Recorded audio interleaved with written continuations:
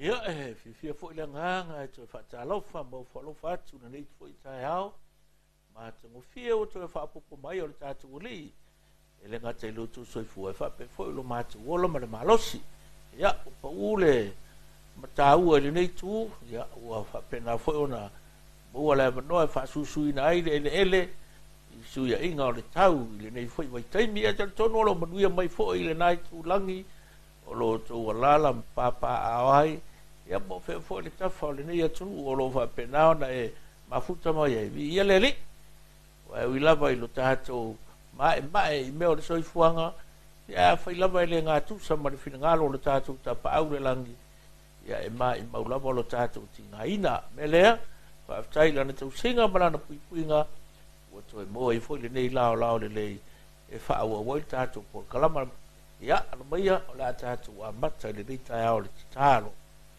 nganga pa ia yo mai yo mato loto o e lava e tonu ma ato to ai se mea mato te faia mo oe malo melea pa ia fa maduia ma fa uina i mato ia fa pe fo ina fa ia ile nei a wala so te inga o ma fai ono mato fa ngaina wa lava le tu fa ina o lo fina ngalo pa ia o le tala le lei o lo malo sufi foi loto manganga ma fa tu tua o le au pa ia wala mato au nanga ia te oe malo so ina i mato le toto le tama i mamoe fa mole o la wapi la angelu le mene le ei o i fo le nei maftanga le manuia ma le fia o ei le vi inga ia te oe Yesu ke wiso lo mato o li i le faola amen praise the Lord ya au suda tato pese le e mai as the deer panted for the water. Amen.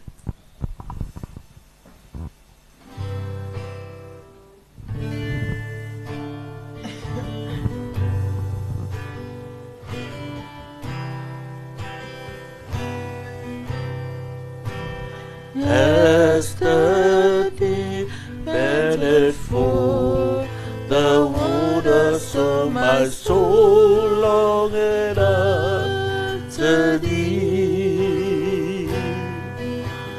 You are Lord, my heart's desire, and I long to worship thee. As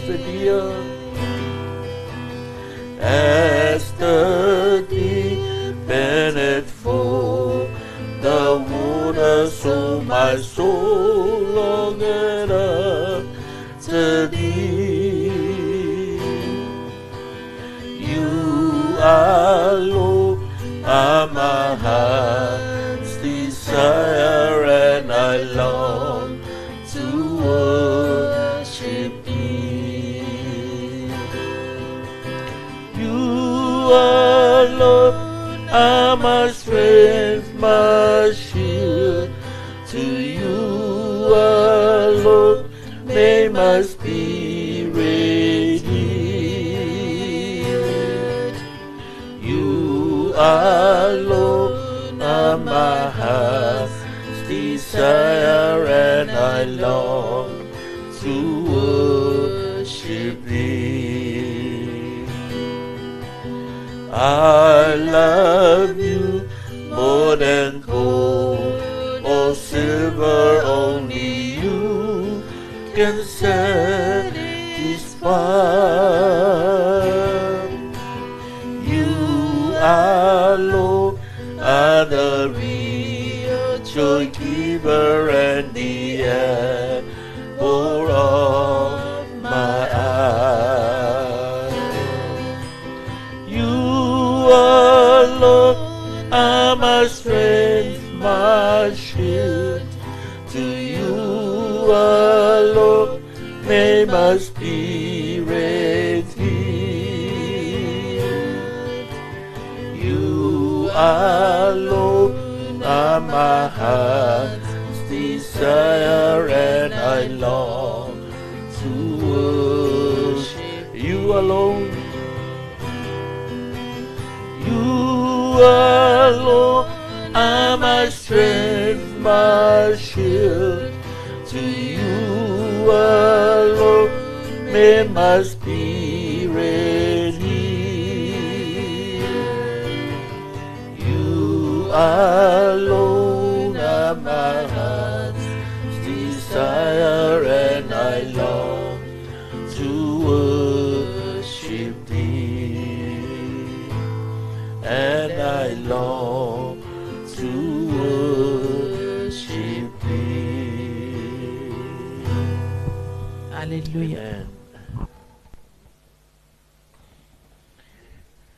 Yo tala lea ar fai salamo pe mai fa pe ona nau ore ai lai vai tafe o fa pe na fia inu lo nganga ile malu ma le so ma lie o lo finangalo le ali ya salo e ma mlama to tele ni so ta to le na tu le manu le o le kia o le tia mai le tali to nunga o tanga tai ma fai le mangu le nga ia so nginga le vai kolu le lima maila le mamao le mele kuat ai alula kau le ia ele kai vai le mangu le su le vai langa le mangu le ai le ele ingu le mo le vai koa ingu le vai kafe mama fresh water io ngale e kau ka ai le manatu le fai salamo ilana va ai ai wao por kanga ka sa mafukai kele o kai milanga ako anga ele nga ka ma moe yo povi ma oti wao inale na boa mai e lai fer kalanga nga yo uso ma ku vo ye ala ku sa buel so se fa o fai makupo Israel ala va ngo vo yu you no wonder why mala li ita vita ina tu o manu le ala ku se langa pese mai fa pe na na le ai lai vai tafe mai fa pe na na fia inu lo nga le so malie male malu o le fina ngalo le ali. And then he wrote the songs, and now we sing it as the deer panted for the water. Ia tau si fa pe na lo fina ngalo ma lo loto ia so uma mataimi uma e tātou te malangai mangaru ei o fe lava fe ta fe ai ai le soifuanga ia fa pe na fo le tātou fa na unga. Amen. Ia nei la taia o tātou fa soa le nei aso wa fo se ta maftanga fa le nganga fa malo se lo fa tu e mai le fa ta o te fulu mal tonu ta fa upo lo se fulu Proverbs 13 verse 20 fa pelon fa ta wina ile nganga samo o le la to te fewa I matangata popoto e poto la vaia au le wo e vale lea e le anga I lava ia o le la tau te whewai I matangata popoto e poto lava ia au le woa e vale lea e le anga I lava ia. And from the New King James Version says, walk with the wise and become wise, for a companion of fools suffer harm. Walk with the wise and become wise, for a companion of fools suffers harm. If you believe it, say amen. The law of association. O le tula fono o meo mafkanga ma meo anga fisotai. The law of association. O le tula fono po o le taiala. Mo mafkanga ma whainga uo. Excuse me.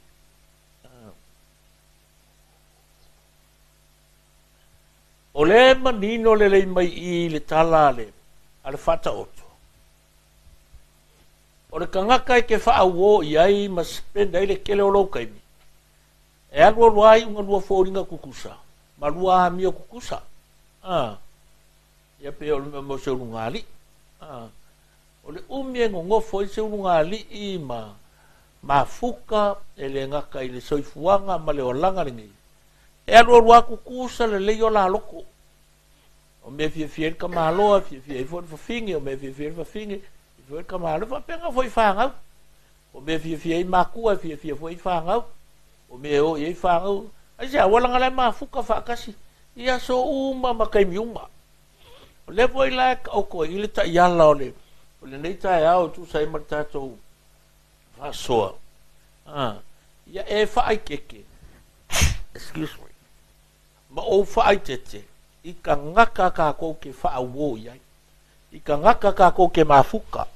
I ka ngaka e ave e lo ka kou kaimi. Wale ngaka ua 5% au fikus 5%. Ua ora wa se lau pasenge. Moe ai, kalango ai. All the time it seems every day wai mga o ai ke wa ai ar ka ngaka le ke whaalongo ar ka ngaka le. Luke o amar ka ngaka le. Pula fo ile le ngi me fai ai o inga ngau lo loko le ka ngaka le. E alu wai unga ngalo umai si mea o whakuranga le aso. Ai alu ai spend o kan o le winga lao le kala. The more you spend time with that person, e iai le kaimi e makuha influence ai lava lo o langa i le o langa o ka kala. O anga kala, o anga upu, o anga mea ai, o anga vaiingu, o nga winga, o mea, o nga lava, e alu e mga uru ke fōringa kukusa. Mea panga le kele me mo le le mele o whaingei o mahalosi al kami o le American Got Talent, American Idol, British Idol, Australian Idol. Kau whaifuanga le ia kukusa le lei oe markanga kai ongar whakunga le. Ele a whainga la, but the problem is a whai o lai se me whai rgaka le. Se whai au me whai. O lea lai la pata i maile ia le whata oto tae au ia tātou. The law of association. Whaawō makangaka le lei. Wale upure ka uiar kangaka poko. Arua wō markaka poko. E alua luai inga e poko ai. E arua wō mare vale. E alua luai inga lua vale le ai. Pe orko inga me vone a wō nga oi male nga oi. E uanga lua ngā oi umai. A wō kaka pepelo markaka le pepelo. E uanga lua pepelo umai. A wō kaka mui markaka le mui. E uanga e ola mui ai. E unga e ola palau vale ai ma e ola whapenga ai. I le olanga. So e whaawō ole the law of association. E pe o se kaiala i mea ngei o whainga uō ma mafkanga. Whaawō i kanga le lei. Wa pole alo le lei, le whakwa sa ua uma le loku, ma ngai le la unga ngai whaalongo ai, ma le a onga, o se a onga whea le whaife au, o se whai anga sabu. Saulo ai o soku i le malaika alo, o lae kuku oika ngaka, e ka wanga wa o e iwanga e ingu pia ko ia. A maka le kasi le ipu, lua ipu, e umanga e reko ingu ipu, a ingu sioki. Iunga uma sioki, awa e aruro ma le afisi ngā whangu. E pole alo waka mai, pole alo le mangai o le metai. E arua, ngā palapala uma ura walava. Iunga se sele me ke moe, ai sea, nga fai se sele me ke, se sele kaka ke whaalongo iai, se sele kaka ke associate.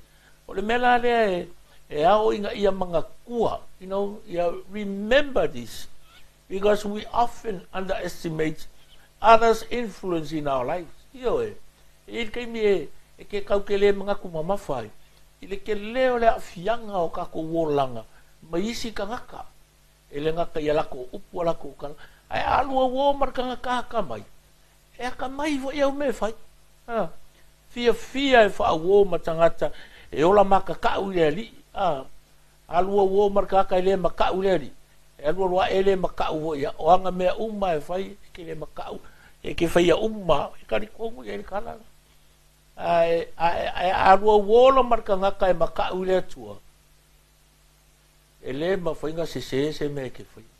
Wa whalanga laia. Laia iei le influence kele o le o langa o kaka le ilo uolang. Pe a whainga ke mga au e ke o se kulanga mauia mas kulanga lele.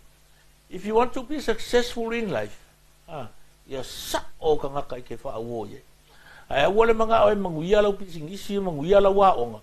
Ai aru e uo makaka ingupia, makaka ai maruwanga, makaka drugs. Wala le manguia la whenga pasi lau suenga, ma manguia mo so degree, ma mawanunga so kokongi, ma se kulanga o se ngaluanga e. Pea e wha awo i ka ngaka ka whao, ma le ai a maingu, ma le kaka, ma ingu pia la ko me whai.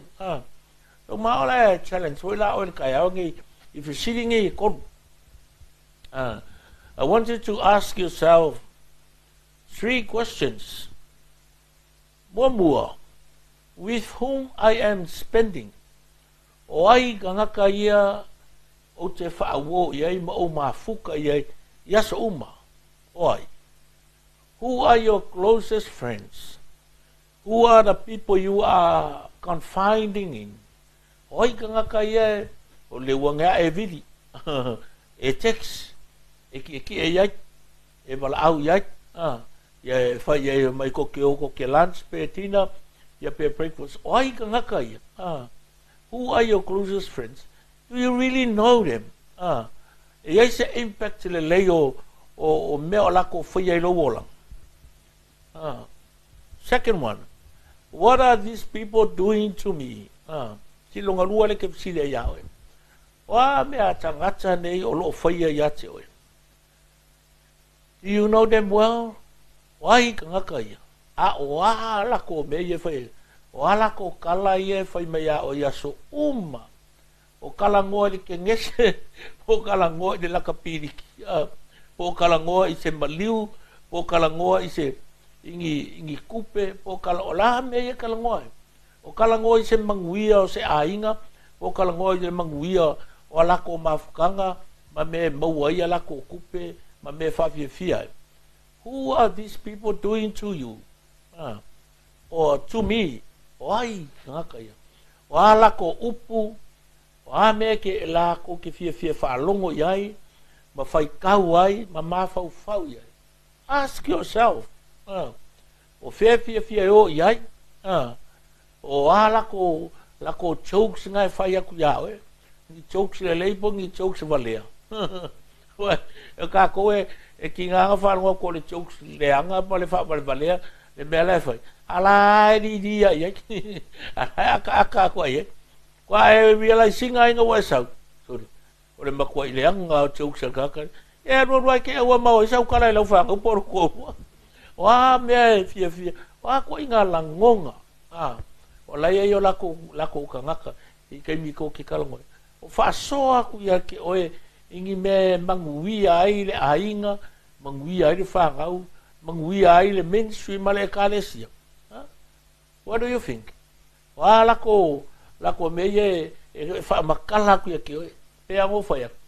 If you really want to be success, do not keep company with those who are not going anywhere in life. Ora me ke sanga whaalongo i fo iai. Masanga arpu e pea vai aku o le mea lang kuku oi kausanga ki aku ngei. O lima kausanga o la kuku ai o le fale le la. Maranga luenga le la. E makualea se me.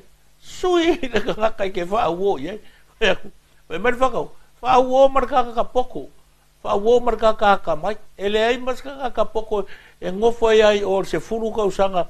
I le fale la e lua poko moe. Ai kukuru. Le ai se air condition. Me va penga. Ai whako e me. Lai se fer kupe. Se fer kupe mo le luas furu kausanga. Don't know where to go in. Where to go. Nei lopo fe e aluanga ye. La mea ne e fu muri. Muri ka ke we aku. Wa kolu pe fa pe limba nga fale moku. E ka faile e a top se mai le mea la le awala le lei. Ai le awala le anga. Amen. We ka nga ka mi wanga e fo isko nga ka fo ke ko me. Ka fa ka so ka vale. Vai mai lau kawan, ma kua fou war kawan. Kawan le latest model le Toyota. Hawhai o le a Ford e longo kongi nga pei le peiming.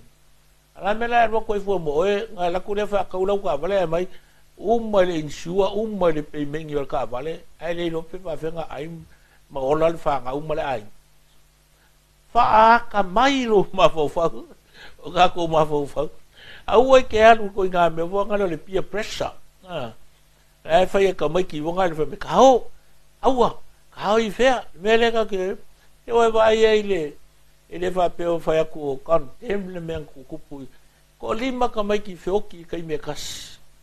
O wha kasi ka mai ka vale. E lai ki ia. O le mafua anga. O aku. O i ka inga les ka ngaka. Wai vai mai le. Ua uma ola ngai ka mai ki le wha awla me nga kupu. Ma singan ke aku ngei. I singi. o le winga le kala ko ke le a fa inga o e pe a se le me ke e ala wa mari liunga i ka makia e ma foi foi inga maliwa ko i molo nganga pe a se ka ngaka ke fa awo ya e me ma si lo muri lo ko is what other people doing to you a good thing in relation to your vision o nga kala ma mi o ka ngaka ia ko ke feo ia o e marko fa ma mau la tu ina atu ele li lo a faiele ke la long ia loto tangata ma le vision ma le mena vatu le tu e ke fai aru se ai that's the best advice for you walk away from those aru se pe ava pe e ke va e a fa inga i lo vala awina mai le tua i le mena tu ele tu e ke ia le ngata o lo calling from God ai fa pe nga fo i la nga luenga i lo langi ngai i le langa ngi o le tau selu to rua malau whanau e tau se yo mātua a e loe le get along le mea le whai ka ngaka i e au malau focus le iai malau dream le iai inga ia e o e se manguia e manga o mia e vi iai le tua manga moe walk away siri aku nga whai ngō whienga ngai lo ka ngō whai e wha au ia kou mafukanga whapenga ai alo rua saki ino e a vaku uma ia ma le malosi lo ko rua ma lau whaangau ma mea uma e whaale kongu ma karangoa ma stasia uo i New Zealand ta fia i tono me o kengi vo ie o le mea lana tupu ina ua vaai atu ia le ali i lea ua makanga ka ua ngai ma le kengi kongu o longa ainga longa i ko kele langa whanau tamaitai ia ona ti sai lola ia e alofa i lona ainga malan whana e anu ese ia whaaftai le tua na manuia lana tau whainga alu ese loa e saulo alua onga i lea onga tuspa ia o lana onga na lea onga tuspa ia na mawhai ona maua lea vanua e a vehei o ia ma se missionary ina o fo i mai na malanga na rua sauloa na lua i tono stasia kalesi ia na ufai fea o lo winga lana tala. It's never too late to turn away. It's never too late to walk away from those companions. Mai kampangi va penga, mamafkanga va penga. Ai vai kusa fo ia po ngi mea lai fai ko ainga i le loko i fale vonga le extended family. E ke vai ku nga ole kempo la va me fai ngunga ma me va penga. Al wa se ai. O ke ngo foi pe va pe. O foi so to luma sa fana. Va penga foi meu asosi. Asosi ka foi nga luenga, asosi meu fala pokonga foi like in wa. Ai vai e ko le ka wanga sak in na ko i malo o longa low integrity lu mole tu. Walk away. No. Ele se me anga lo wa se e fa sa winga oe malo to lua malo fa malo fa na malo. Ai ba se o e foi ia i le vao e male tu. O me nga le e kau ka mai lava le tusi le pe on fe mai fata oto o le la tau te feo ai matangata pupoto e poko le o kau umanga o le fa wo manga ka popoko e mai va pe o le fa wo matangata e mata tau le tua o le la tau te feo ai matangata mata tau le tua e manguia lo na olanga wa ngai fa me o tangata poto o le wo e vale lea o e vale lea ma ia leanga ai e ke le me e ke maki vai e ke mafaki ai e ke mai ai e ke le ni me o le a fale kongo lo ai alu aku lo fale alu aku lo korua alu aku lo fangau e wanga umba ko male malo wa vengo fanga inga la ki apolo ia ko inga fa wonga e nga o ia le file mu o le i kongolo roko e fasi ai o destroy ai me mai me le ngai male me muria fasi o ki no mo you know kele yo me ku kupu mai i le olanga ma me fa le ko pe se ka ngaka ka ko ke fa wo ia me vo ngai tupulanga talvo o le fe me tala tu spai aua le amo fa le ngatasi se va ai tama mataine e mata tau leli e ke fa wo ia ai wala mo le papu E le va pe o va ku nge destroy lo loko. Ai o fia lu su e mai nga ia le ko rua. Fa wo I tangata mata tau le ali. Ma tangata ata mai I mea alofa le anga pa ia e fia muli I le fasino manga le anga pa ia. So those are the 3 questions you need to ask yourself. With whom I am spending? What are these people doing to me? And the last one, is what other people doing to me a good thing in relation to my vision? Amen? Challenge yourself. Ask yourself about those. O mai oe, o I loa tangata nai tau te wheo ai. O mea nai la tau te whaia makala ngai whaia kia ki oe. O au ngā e whau ai oe ina ia e manuia. O au ngā mo le whatau nuina. O le tō whama mau na tuina le atua I to tonu alau lotu. Amen? And my last thought for you. Whether you realize it or not, the influence of those you spend time with has a powerful effect on how you will end up in life. Amen? Po e loa pe ke le o amanga ia kele. Ka ngaka ia ko ke mafuka le kele o kaimi. A wange I ngalo ia toe, o le makwa I ke leo le afianga, o lo langa ia lato upu ma lato tala. Mai unga umaku le nge o langa ia ke oe. E le se mea le leiwa e tuina, I le sia unga atu pulanga. Amen? Yeah, may the Lord bless your heart and challenge your heart. Ina ia whapena, na tupu lau whatuatua, e te tautua ma e au nai, I le atua molona malo, ai maise le atunu, o le ainga. Ia whapea fo I male kale sia pa ia le. May the Lord bless you. Tātou te tālu. Whaptaita mai le nei tai au whaptaia nganga pa ia ua e whamalosi, malui, ia ma whapena o na o ina I mātou.